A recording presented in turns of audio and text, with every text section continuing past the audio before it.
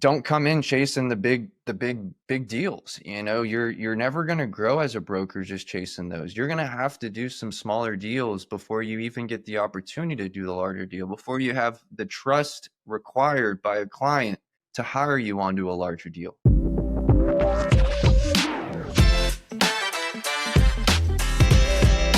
Welcome back to another episode of Resolute Reveal, our very own podcast here at Resolute RE, where we go beyond the deal into the real stories, real strategies, real results, and people shaping the world of commercial real estate. Here with your hosts, me, Ray Kang, and Martin Turner, and today we're headed into the Austin market with someone who's not just producing results. He's helping define what success looks like for both his clients and colleagues alike. Michael Nopum is a principal with Resolute RE, and he's known for more than just getting deals done. He's built a reputation on consistency, client care, and boots on the ground knowledge of the Central Texas market that you just don't pick up overnight. So today we'll dive into Michael's growth journey, lessons from the trenches, and what it takes to succeed as a top broker in one of the hottest markets in the country. So welcome to the show, Michael. Thanks, guys. First podcast. Had a kid a month ago. Haven't slept well in the last however long that's been. So if this sucks, blame the kid. Congratulations, buddy. Thank you. Thank you. So tell us about the baby. Just give us a little look into the private life of Michael Nopum and family. Well, I've got a wonderful wife, and that's most important. And now I've got a wonderful baby who decided to come 5 weeks early. We got to know the NICU very well. We went to the NICU for 4 or 5 times a day for 3 weeks straight, and it was the most emotionally exhausting thing I've ever done in my life. As my wife puts it, we were kind of just in shock the whole time because you get numb after a while. And then, one day you show up and it's a great day, and one day you show up, it's a horrible day. And I just taken it day by day, visit by visit. It's tough going to the hospital 4 or 5 times every single day for 21 days straight. But we did it, and it was the right thing to do. And he'll remember none of it, but we will. And it was the right thing to do. And we are very, very glad to be home now. Been home for 2.5 weeks now, and frankly, it's way easier being home than at the NICU. I bet.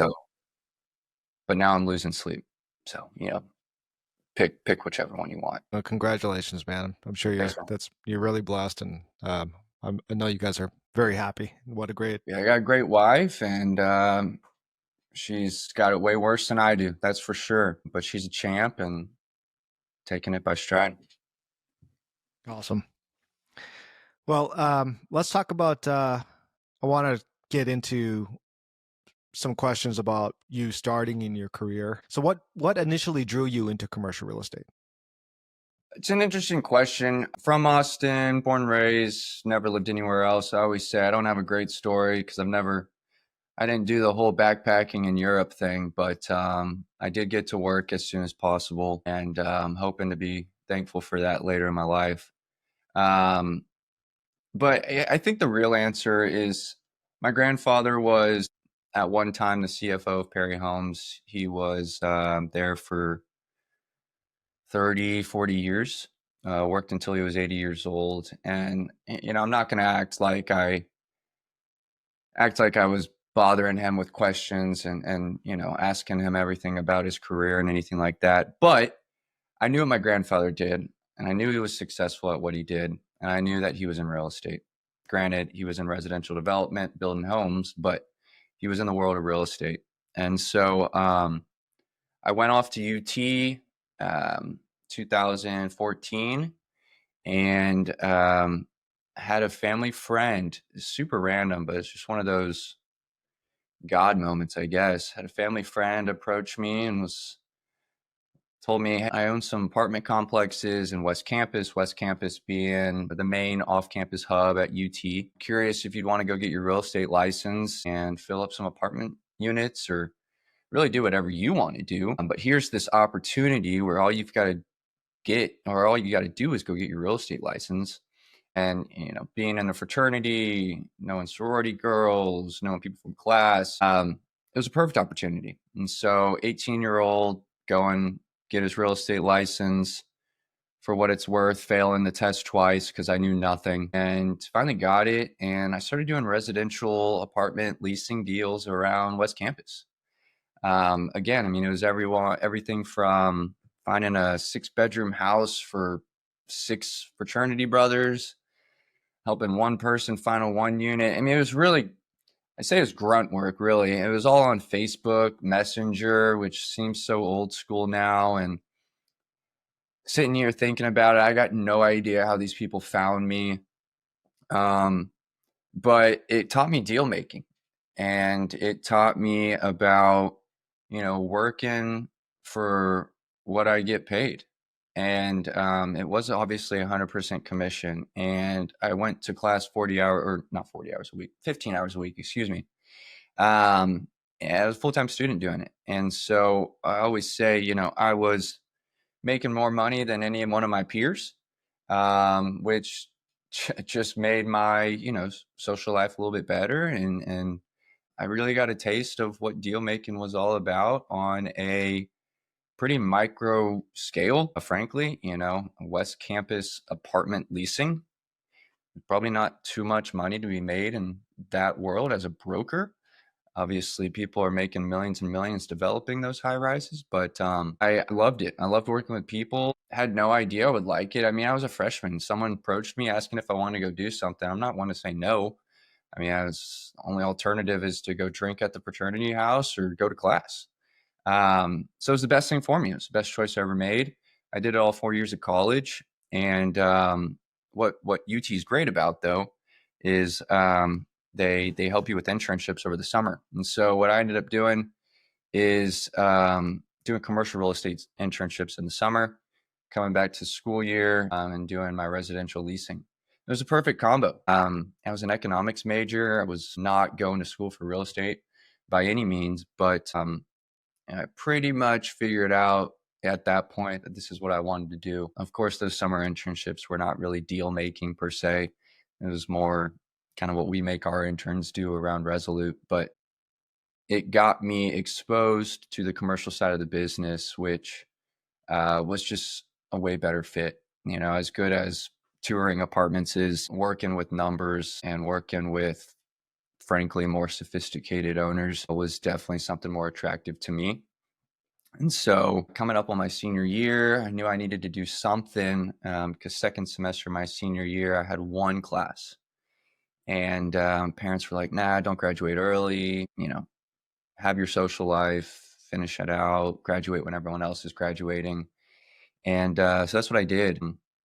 Actually applied to Resolute on Indeed.com for the internship position, and was interviewed by Dave Burgraff, who we know now is representing Dutch Bros all over Texas, was a principal at the time. And I think January 26th of 2018, the same day Ray Kang started at Resolute, I walked in the door as an intern with Ray Kang. And I guess the rest is history, but we'll dive into that further in this podcast, I assume. I didn't know you guys started on the same day. Yeah, we started on the same day.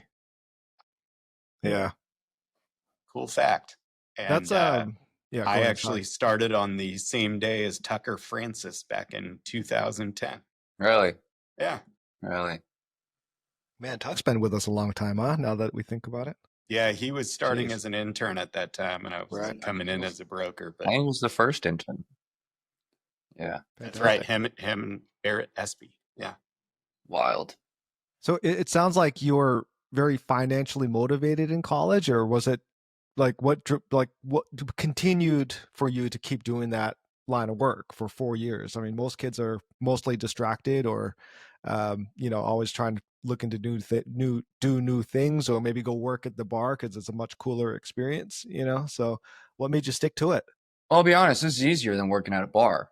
I mean, I didn't have to stay up till 2 a.m. working at a bar. So, I mean, I don't know if it was financially motivating. We're talking what was I making? $300 a deal. I mean, I wasn't making much, but going back to it, I was making a lot more than my friends. And Yeah, in college, so, that's not bad, I don't think. yeah, right. And so, Yeah. I think really what it was, as crazy as it sounds, I really loved chasing these deals. Mm. Loved, finding who I was working with and finding them a spot and making money from it. And I can't say that I love touring around West Campus looking at disgusting apartments, but I loved the deal making. And I also loved that I was just working for me. I was never working for the guy that hired me. I was just hanging my license with him.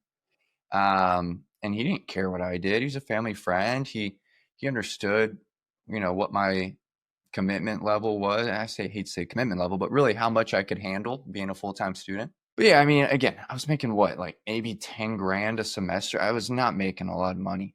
Um, but sure, comparatively more than my friends. But yeah, I wasn't staying up till 2 a.m. bartending or waiting tables or showing up to work at 8 a.m. It's none of that. It was, communicate with people on Facebook, text, email, figure out a time that works to go tour, do it, when I've got time. And, um, if I had more time, I could do more of it. If I had less time, there's a super easy way to slow it all down. So I think that was really attractive to it. And y'all are probably sitting here, nothing's really changed. We still are 100% commission and we still work when we want to work, and deal making better damn motivate you. And so it's just a natural transition, frankly, and thankfully doing bigger deals now and on a completely different side of the business, being commercial. Michael, on that note, you know, I know you currently are known as a deal junkie. Yeah. And you do an insane number of leases every year. I'm sure we'll get into that later in the episode. Do you think that your experience as an apartment hunter turned you into a deal junkie, or do you think you just are a deal junkie by your DNA? I mean, if you did not have that experience at age 18, do you feel like you would have the Yeah, I mean, there's two different paths that you can go in this business. I mean, those two paths are, do your 5 sales a year or do your 100 leases a year. Um, and I wrote about this on LinkedIn once. I frankly sleep better with a larger pipeline. If it was 5 deals in the pipeline at a time, and I could wake up in the morning and one of those deals, 20% of my pipeline is headed in the wrong direction, that's tough.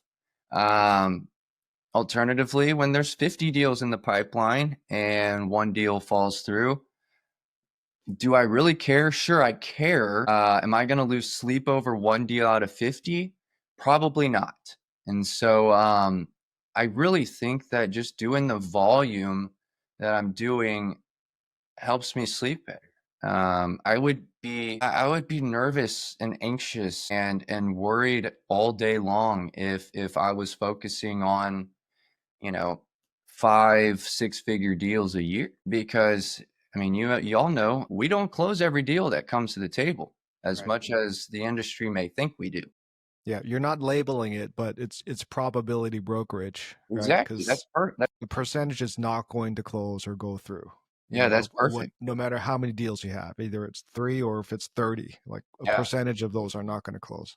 Yeah. And so I use the analogy that leasing pays my bills and the sales is just kind of a cherry on top. We do a fair amount of sales throughout the year, but I think it's worth noting none of that's possible without the leasing performance, right? We sell buildings that we lease up. And so if I'm not doing 50 to 60, 70, 80, 90 deals a year, I'm never going to get those opportunities to make those 6 figure fees. And so I think they all work together for each other. But like I said, you got two different routes to go in this business. And if you're choosing leasing, well, frankly, the only way you make a living in leasing is to do volume. Leasing is a volume game. And we'll probably go into it, but it's like, how do you balance all that? That's a totally different conversation. Yeah. Well, let's get into that. I mean, but right before that, let's talk about your transition from apartment lease specialist in college to, walking in on January 23rd, 26th of 2019, or was it 2018. 18? 2018, right? It's not an easy business, right? So let's talk about your very beginning and a little bit about that journey, and then how maybe you got into your specialization, because you are a specialist. Yeah. So 2018, we were in pretty much year 9 of what is typically a 7-year cycle. So I'm not going to act like I know everything about 2008, 2009, because I was in middle school, but 2018 was a wonderful time to get into real estate. I'll go into why I believe that, but it I did my first deal in 3 months, and that's probably a tiny bit unheard of in this business. Not only did I come into a shop that serves junior brokers so well, but I'd be an idiot not to at least mention that the market was in a good spot in 2018. So deals were frankly easier to come by. They were actually getting across the finish line with a little bit of ease. And I showed up to the office every day during the internship program, and tried to be as professional as possible. I already had my real estate license, which was frankly a step up on some other folks. And if we're going to go into a little bit about Resolute as a shop, Resolute operates on our buffet system. So, all I had to do was balance my internship work and answer the phone as quickly as possible to get on the phone with leads. And it's what I did. I'd show up every day, talk to as many people as I possibly could. I wasn't to the point of cold calling yet because I was still balancing my internship work. But for anything inbound that made any sense to work on, I was putting my all to it. And, at the time I was still in college. So no wife, no kids. And so I had so much free time. I mean, I was in one class and I never went to it. And so I just had a ton of free time. And when we think of free time, we frankly think of time to work. It's not really free time. It's just more time that we can work. And so I still remember my first deal to this day. I picked up the phone, and it was a Mexican sweets shop, elotes and mangoes with tahini on top. It was cute. Yeah. And they wanted to be in one of our shopping centers. Kevin Murphy at the time was at the company, and it wasn't a fit for the shopping center that Kevin was representing that they were calling on. And so I flipped it, which is the most basic trick in the book is, hey, it's not going to work for what you called on. Let me help you find something that will work. And so Kevin had the genius idea. I don't know how genius it was, but hey, there's a shopping center right across the street and there's a vacancy that would fit perfectly. How about you tenant rep this tenant into that shopping center? And so with Kevin holding my hand, I'll be honest, he or we got this cute little, I think they were called Fruity Crush, into it was probably 1,200 square foot space in Manor on 290. And I got a little taste of what it's like to do deals on the commercial side. And it was great. And I remember a lease was signed at a Starbucks, which now looking back on that, we operate so much in DocuSign that sounds kind of silly to get a lease signed in person. But I remember it all. And Kevin was a crazy good mentor for me. And he's still a friend to this day. But I continued to show up every day, continued to pick up the phone, continued to balance what was going on the intern side of things. And with Resolute in our portfolio, we end up having one of the larger portfolios in town. And how we operate, just for the folks listening, it's essentially an open listing platform where anything that's under the Resolute umbrella is free to work on with financial incentive to any of our brokers in the shop. And so through that, I was able to get my hands on a fair amount of deals early, and 6 months later was begging and doing my best to get off that internship program, just because I was done taking pictures. I was done updating stuff on the internet. I was done sitting in front of a computer for however long, 8 hours a day. I wanted to go do deals. I could see the future. I could see the vision. And I finally said, hey, I'd like to get off of this. And Obliged. And I think it was July or August of 2018, I became a full-time broker. And your journey is which I kind of want to touch on. Maybe Martin could shed some light on the conversation, because I think our program at Resolute, and because of the buffet system, I got to do my first deal as well. But our training program, starting in at as a intern or research associate, and then having the ability to have access to all this information that is like super robust and well organized, and all of the listings that we had.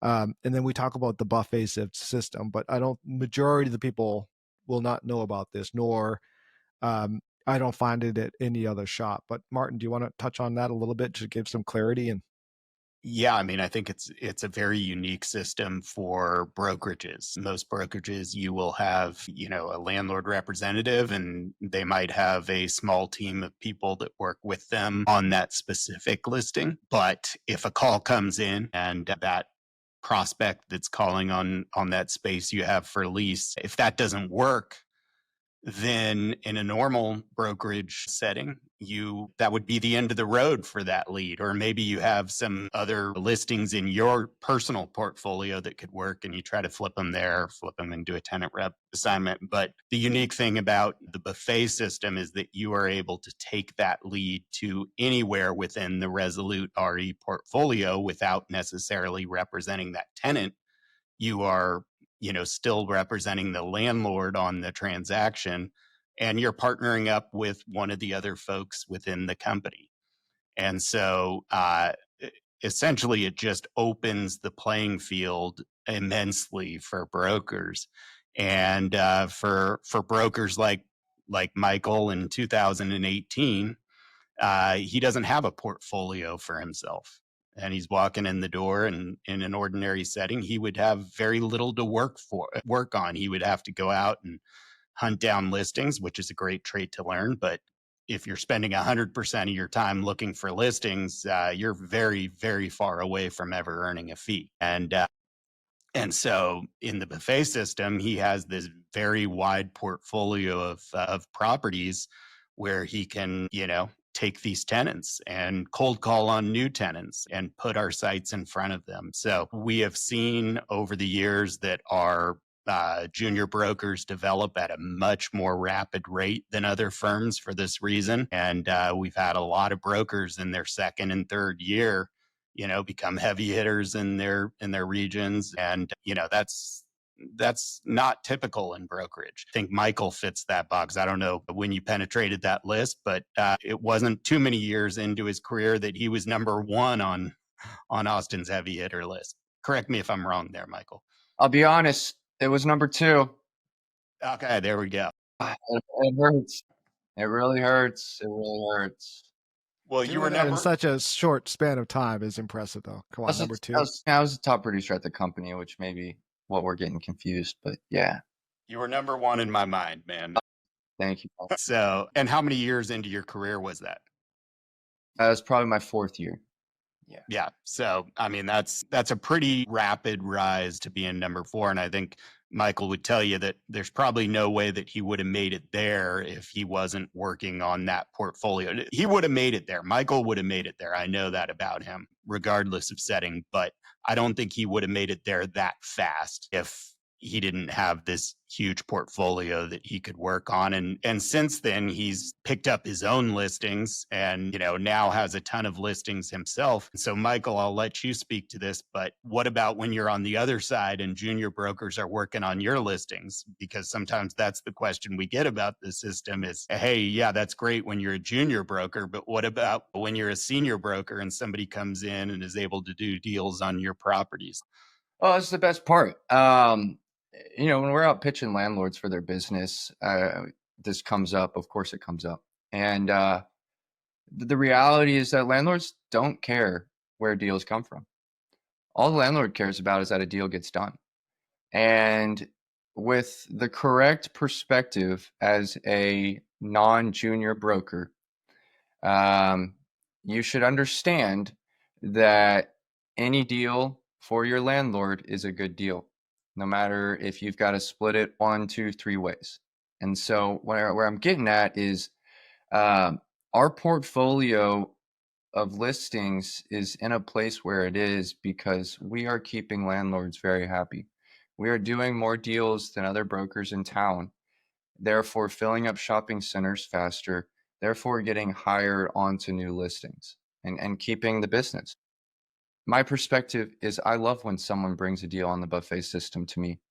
Makes my job of filling up that shopping center faster or easier, really. And sure, I get my fee cut, but and not to be cheesy, it's a long-term game. And I want to keep my clients until I decide that I hate brokerage, and I want to keep my clients forever. And hopefully my clients feel the same way because we're doing our job. But the reality is that our clients do not care who, what brings a deal. Frankly, our clients are going to be only talking to me. My clients are only going to be talking to me regardless of who brings a deal. But going back to the pitch, I can confidently say, factually say that there are 50, 60 brokers, all financially incentivized within the company to bring deals to your shopping center. And that is not a pitch that other shops can say, because those leads go to the point brokers, the point of contacts, and those brokers work those deals. And again, it compounds, right? You make one landlord happy, they go tell their friend that these folks did a good job, and it just builds. And I don't know where it all started for me. I know what my first listing was, but I where and how we get business into the company is always a funny thing. I mean, it could be a cold call, it could be a referral, it could be some random lunch and coffee, it could be someone saw my name in the Dawson Business Journal. There's no one way that we procure the business, but going back to it, the buffet system is one of our competitive advantages in the market. And while it's unique, it allows us to stand out against our competition. But with the right brokers on the team, having their head in the right place, there is a respect and appreciation for how we operate. Most definitely. What about specialization? So in your career, starting out taking advantage of the resources and the buffet system, and eventually you're a specialist and more leaning towards representing landlords. Absolutely. How did you pivot into that? And can you maybe share about that, the importance of specialization and why you chose that route? I think it starts with your first listing. I got pulled on to Hutto Plaza in 2018 on Chris Kelly Boulevard in Hutto, Texas, which was a listing that I got pulled on from Andrew Perkel, who used to be a principal in Austin office, and got to work with a landlord that was, as crazy as it sounds, he was or is 6 years older than me. So I was a 21-year-old working with a landlord that was 27, 28. And the only reason I'm mentioning that is we started having this relationship. It was a strong relationship, great relationship. We'd go golf, we'd go, we'd get frequent lunches, and we'd pick each other's brains about, because frankly, it was his first development, and not that he lacked any experience, had far more than me, but there was a lot to learn from each other. And I appreciated his respect that he had for a junior broker like me. And it was a mutual respect. I did good work. We ended up filling up. Funny, I was about to say completely. There was an 800 square foot suite that never got quite filled up and before he sold. But besides the point, we hit it off. And I appreciated working with the landlord over the tenant because there seemed to me to be a tiny bit more sophistication about the business on the landlord side of things. I think it kind of goes without being said. Obviously, one day I wanted to be in his shoes as a landlord myself. And so, if you want to take that perspective, there was a lot to learn from him as a landlord while working for him. I think as you get better in this business and better at your craft, you also learn how to vet and qualify tenants a little bit better. And what I mean is touring on the tenant side, touring as a tenant rep can be pretty arduous.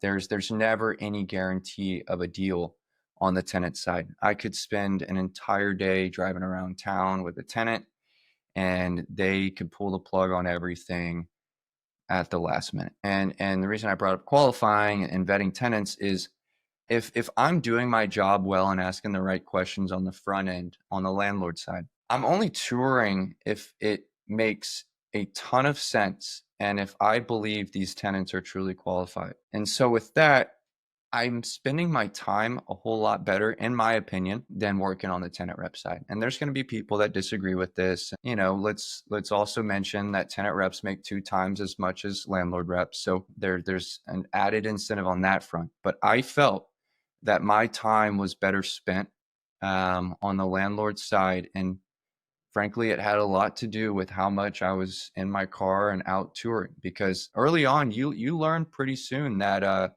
touring with unqualified tenants is an absolute waste of time.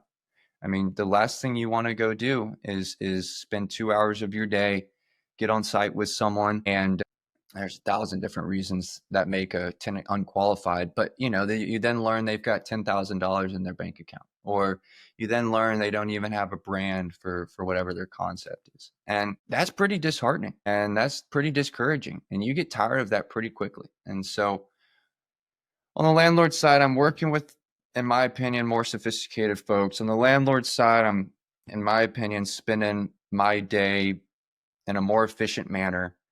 And in my opinion, I am preparing myself for one day being in the landlord's shoes, which hopefully, if you're working in real estate brokerage, that is a goal of yours at the very least. So I think that's Michael, what I gravitated.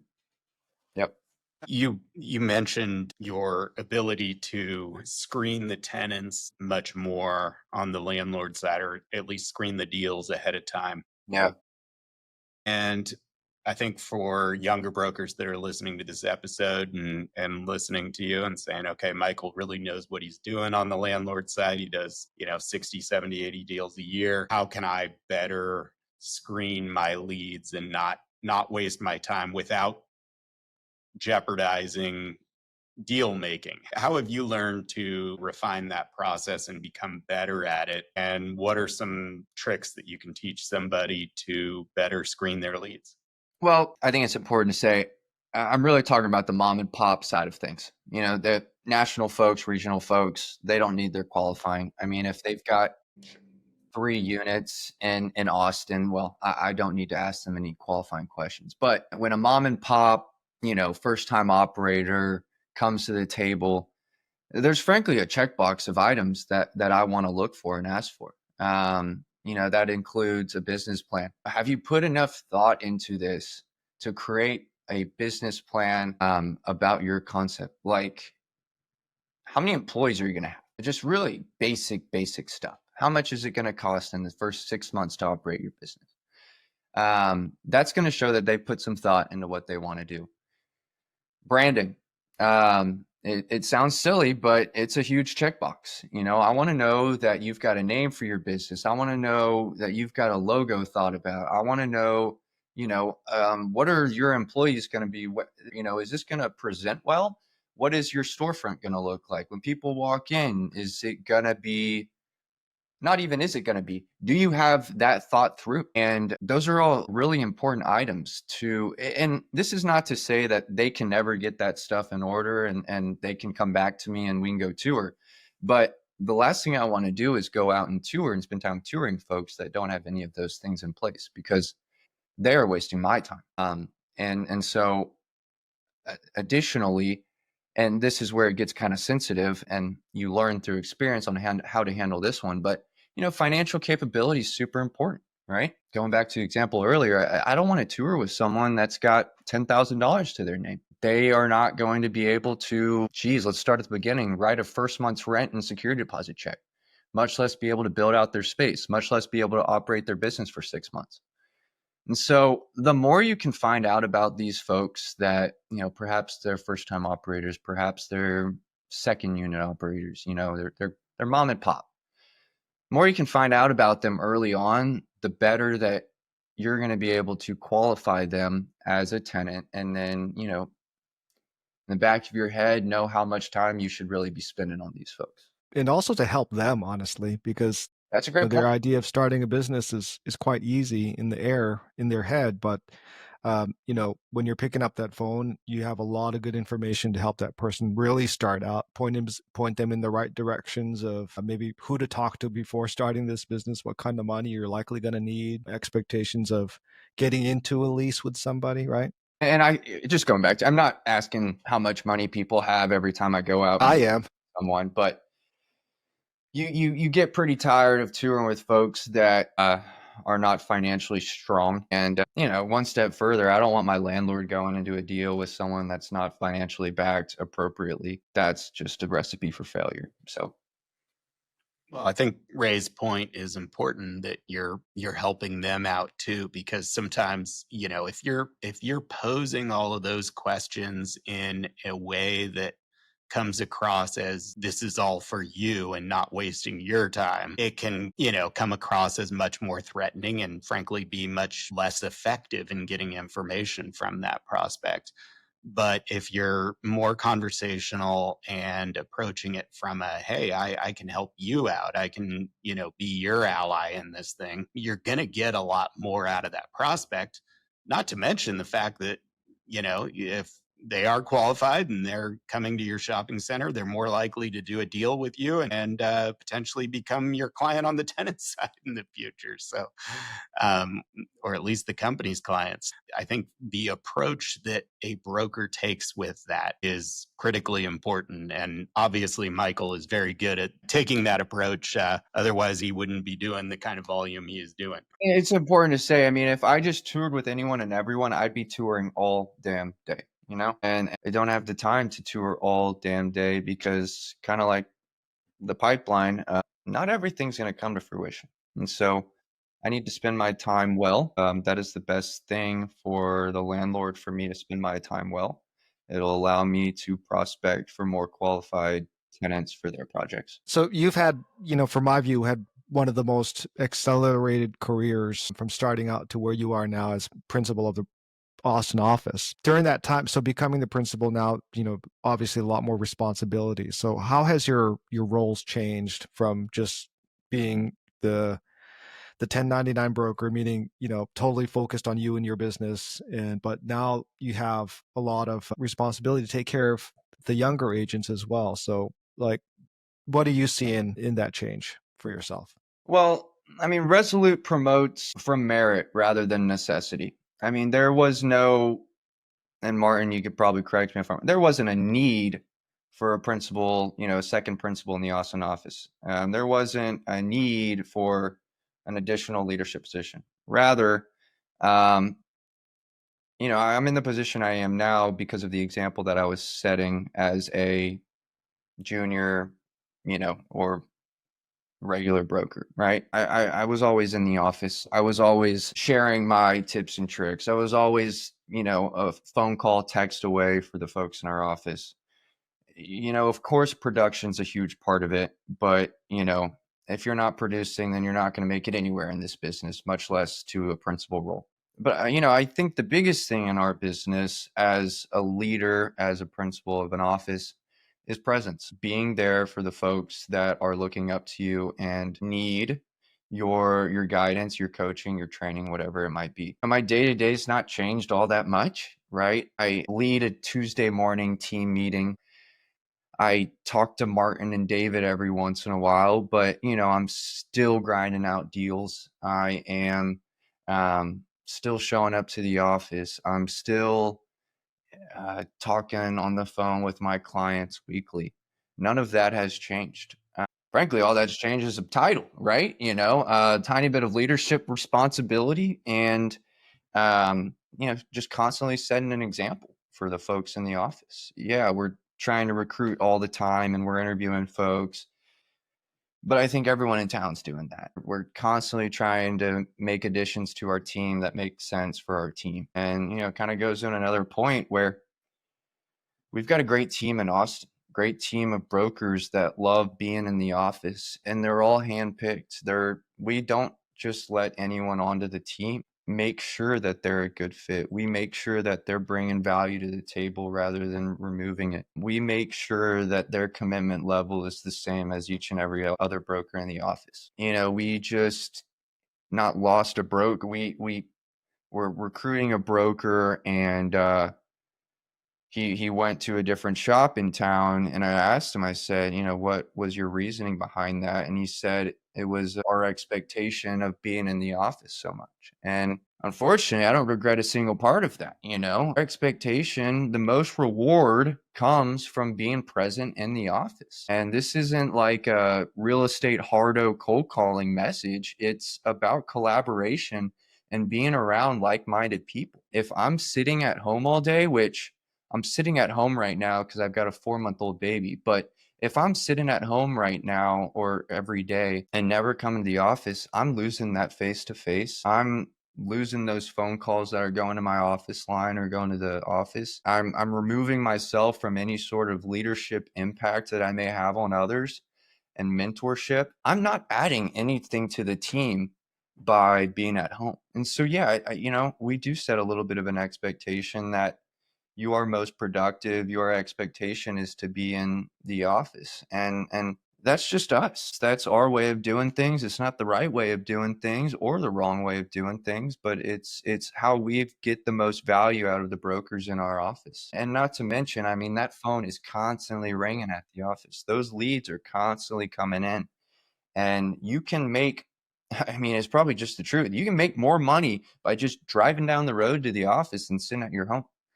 For what we do, right? And so I don't even know where I was going with that question or what that answer, but that is hugely important to us in our office.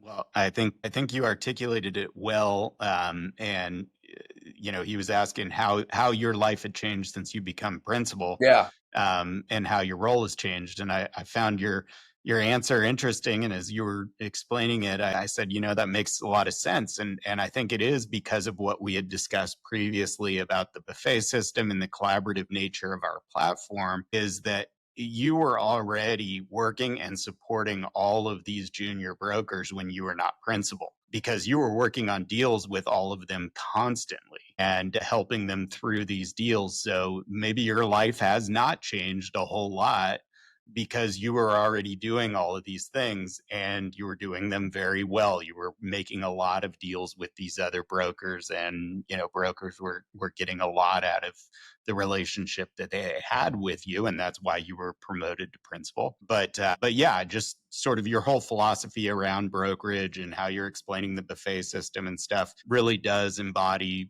sort of what we've tried to make Resolute all about. And so, that's why you were promoted. And I believe it now that you say it, that your day-to-day probably hasn't changed all that much. No. And it's interesting. I probably am working on a deal with every broker in our office. And that is a reflection of the buffet system, but it's also a reflection of the collaboration in our office. I go out and pick up a new listing. I've got the choice with who I want to work on that listing with. And sure, I've got my preferences, but sometimes I'll put a junior broker on a listing because I want the best, or I want them to gain some experience. And so, yeah, I'm on listings with probably every broker in the office, and I'm working deals with probably every broker in the office right now. And that's probably pretty unique, unless you're on a team, a defined team at your company, you're probably not working on deals with every single person in that office. One step further, if you want to get into it, I'm able to mentor each and every one of those folks, and to an extent, while we work these deals. Constantly on the phone with, I probably talk or text to each person in our office every day, whether I'm in the office or whether I'm not. And so communication, whatever you want to call it, you're constantly teaching, you're constantly being looked at as a mentor, as an example. And I really enjoy Resolute because of that opportunity. Well, yeah, one of the interesting things I found when I was principal of the Houston office and switched into that role from just straight brokerage was I found it made me a much better broker when I sat down and actually thought about the things that I wanted to communicate to a young broker. And I'd say, okay, am I living up to these things? Am I doing these things? Wait a second. No, I know these are the things I need to be doing. I'm not even doing them. And I sure as hell wasn't going to go across and tell somebody else to do something I wasn't doing. Yeah. And, that would feel completely inauthentic. So I was like, okay, I need to start doing these things myself. And it made me a much better broker. I mean, it made me execute things I just wasn't going to do on my own until I, had to do that. Otherwise, I'd just be telling somebody to do something I wasn't going to do. Yep. There is that level of responsibility and that more accountability, right? Yeah. For what we're doing. And I mean, deals are like repetitions in the weight room. The more you do, the stronger you get, the better broker you become, the more experience you have. And I've always liked that philosophy. No matter how poorly a deal may pay you, I'm gaining experience, positive or negative, from everything that I do. And I think it's an important perspective for new brokers to have when they get in the business is, like, sure, I guess you can come in day one and start chasing 6-figure deals, but you're going to fall on your face so many times chasing those 6-figure deals before you do one. Whereas on the leasing side, it's a little bit more gracious towards brokers. Arguably, there's probably a little bit less mistakes to be made. And without a doubt, it's on a less impactful scale financially on the leasing side. And so, I mean, I'm approaching 500 deals in my career. Everything's been a repetition. Everything's been a building block to the broker that I am today. And there's a lesson to be learned from each and every deal you do. So, the message there is don't come in chasing the big deals. You're never going to grow as a broker just chasing those. You're going to have to do some smaller deals before you even get the opportunity to do the larger deal, before you have the trust required by a client to hire you onto a larger deal. And, it was only 2 or 3 years ago where we started, or where I was included on the hiring of onto larger centers, larger developments. And that is a reflection of the volume I've done over my career. That's the reflection of doing a ton of $1,000, $500 deals, right? Getting experience under my belt, because I'd argue that, I'm worlds ahead of the broker that's done 100 deals making the exact same amount of money as me. I've talked to more people. I've, struck out a whole lot more. I've failed a whole lot more. I've learned, and so going back to the very beginning question about why do I chase this route than the other, I feel like I'm learning a heck of a lot more, making me a more valuable broker along the way. For sure. Well, cool, man. Almost out of time, but before we go, a couple really quick questions. So, best advice you've ever received? Something that sticks out to you. Yeah, gonna have to edit out this silence, but That's okay. We can do that. Yeah. Best advice I've ever gotten is I wrote this down, Ray. Take your time, buddy. Was it in my whatever, I'll get past it. Probably the best advice I've ever gotten is don't expect more than what you put in. A lot of folks come into this business thinking it's going to be some sort of silver platter. Oh, here you go, right? Oddly enough, at Resolute, it's a tiny bit of that, but it's a lot of hard work that's got to be put in too.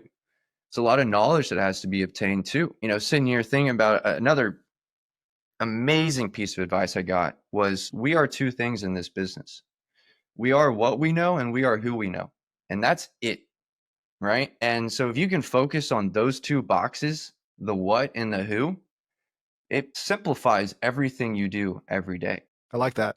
Because, if I stop going to lunches and coffees and meeting with people, well, that's the who.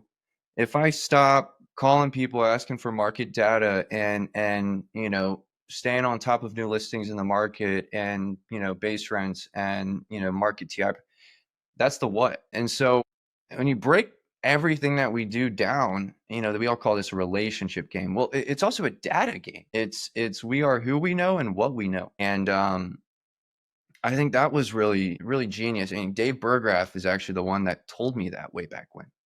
And he was a very, my time is my time, and every single hour in the day is blocked out, and I appreciated that a lot. It simplifies everything that we do. That's a good one. How about favorite deal you've ever done, or one that really sticks out to you? I thought about this.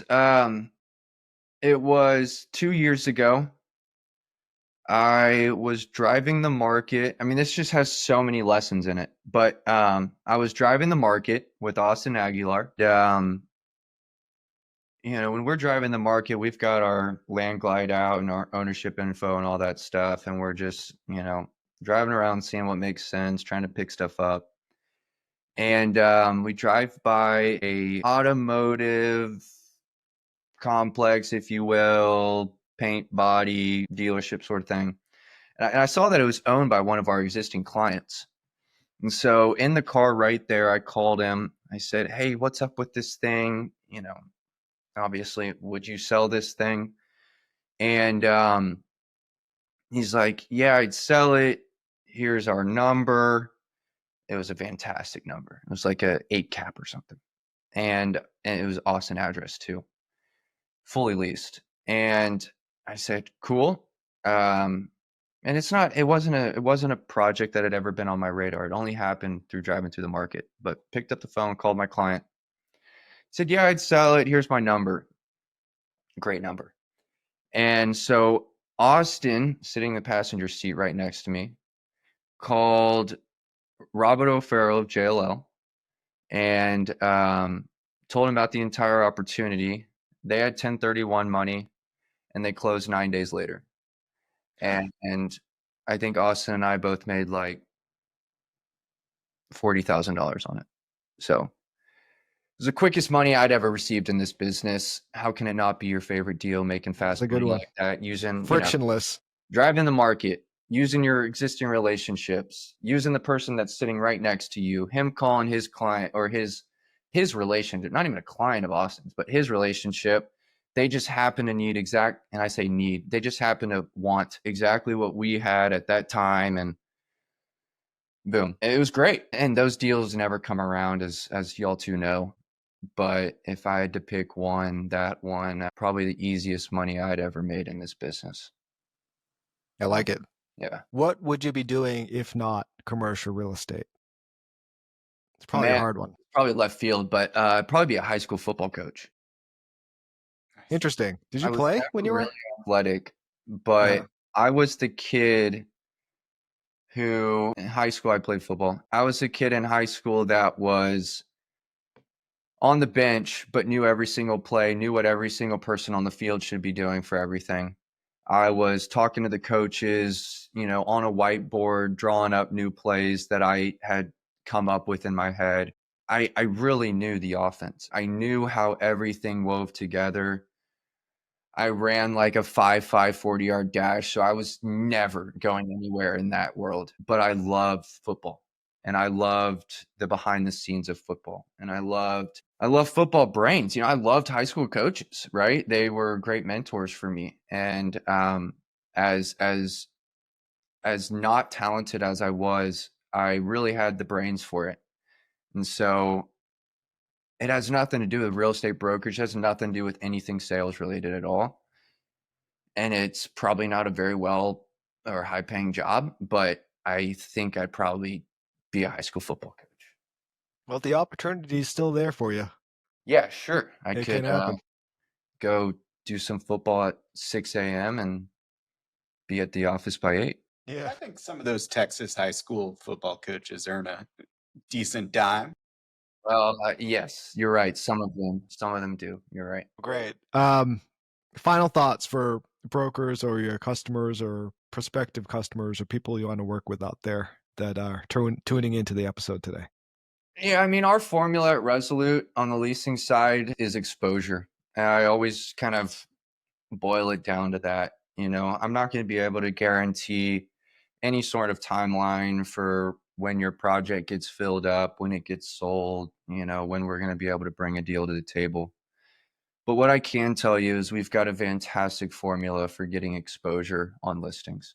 And that occurs on the internet. It occurs on the phone. It occurs on email, text, whatever. Message to future clients would be, we've got an incredible formula that sets you up for filling up your center quicker than others, other shops in town. And it is all revolved around exposure to listings. There's not one thing that we do well. We do 1,000 different things well. And any broker that is able to guarantee you some sort of timeline for getting deals done, bringing things to the table, it's probably time to talk to a different broker, because, that's when overpromising and under delivering occurs. That's the last thing I want to do. I want to under promise and over deliver. So, I think that's what it all boils down to is exposure. And I'm not talking about exposure to Michael Nopum. I'm talking about exposure to my clients' projects, what they're putting their hard money into, what they're taking a risk on going out and building.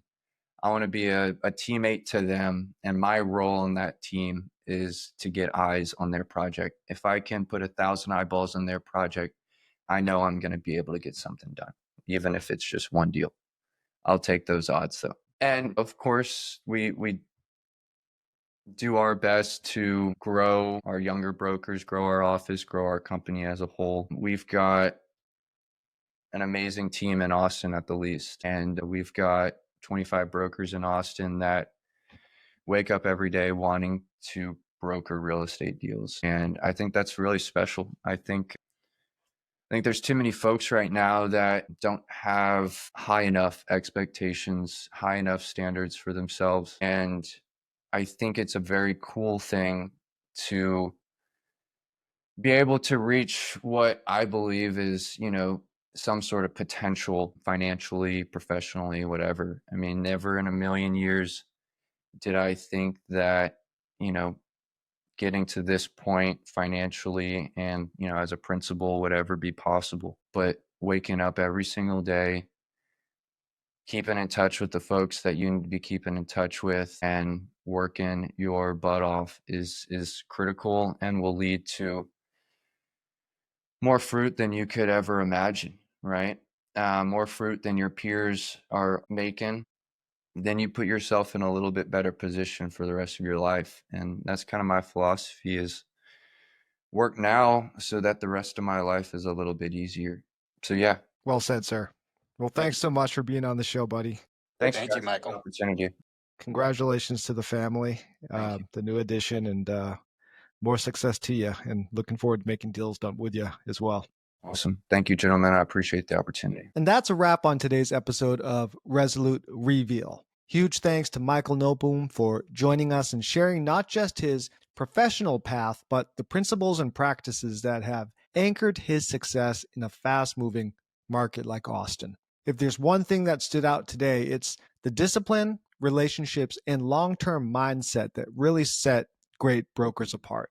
If you enjoyed this episode, make sure to follow, share, and leave us a review. It helps us reach more people in the commercial real estate world who are building their own version of success. Until next time, this was Resolute Reveal.